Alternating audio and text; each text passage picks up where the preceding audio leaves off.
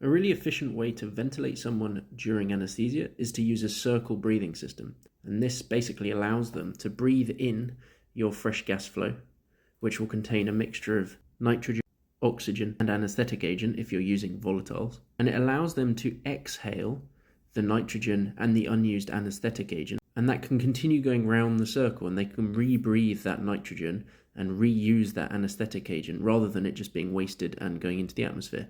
So this saves a lot of waste gas. But you have a problem, which is the patient is breathing out CO2. And you don't want them to rebreathe the CO2. So you need to have something that's going to absorb it. So the breathing system has a CO2 absorption canister built into the circuit. And it is full usually of one of two things. It either contains soda lime or bara-lime. Soda lime is primarily calcium hydroxide. It has water, and it also has some sodium hydroxide and potassium hydroxide, and then some binding agents.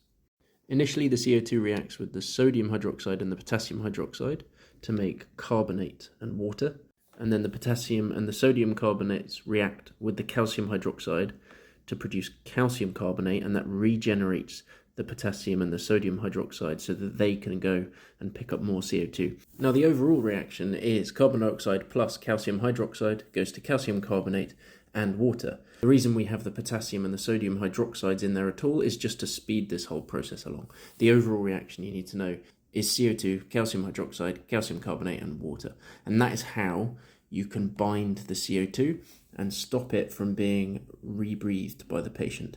Obviously, this process is one way, and you're going to gradually use up your calcium hydroxide. So you have an indicator inside the canister which will gradually change colour and tell you how much of your hydroxide has been used up. So you either have ethyl violet, which will turn from white to purple, or phenolphthalein, which will turn from pink to white. And it's important to know which one is in your canister. Bara-lime does a similar thing, but instead it has calcium hydroxide and barium octahydrate. It's less efficient than soda lime. It's also less exothermic, and it's more stable when it's dry. Generally, machines tend to have soda lime. It's more commonly used, but you need to know about bara-lime as well. If you get asked about the risks of soda lime or bara-lime, you can always have exhaustion of your CO2 canister and then risking rebreathing and a patient's CO2 levels going up. The dust from the soda lime can damage the airways and it's irritant. Generally speaking, if you've got a HME filter in the breathing circuit and a modern anaesthetic machine, this is a very minimal risk. Sevoflurane can theoretically react with soda lime to produce these weirdly named compounds, compound A, B, E, D, and G. Theoretically, compound A is nephrotoxic, but again, not been demonstrated to be clinically important at the levels we use in anaesthesia. And finally, there's carbon monoxide.